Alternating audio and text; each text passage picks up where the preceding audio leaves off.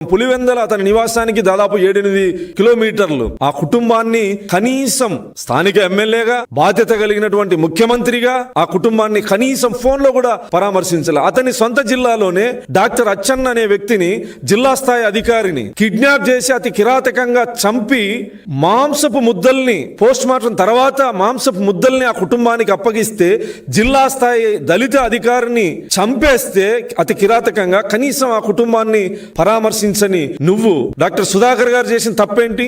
నీ ప్రభుత్వంలో మాస్క్ అడిగిన పాపానికి విశాఖపట్నం నడి రోడ్ల మీద పోలీసులతో ప్రపంచం మొత్తం చూస్తా ఉండగా అతని షర్ట్ ఇప్పి రోడ్డు మీద పిచ్చోడిలా పడుకోబెట్టి దాడి చేసి పిచ్చోడనే ముద్ర వేసి అతని మరణానికి కారణమైతే కనీసం ఆ కుటుంబాన్ని పరామర్శించినటువంటి దాఖలాలు ఉన్నాయా?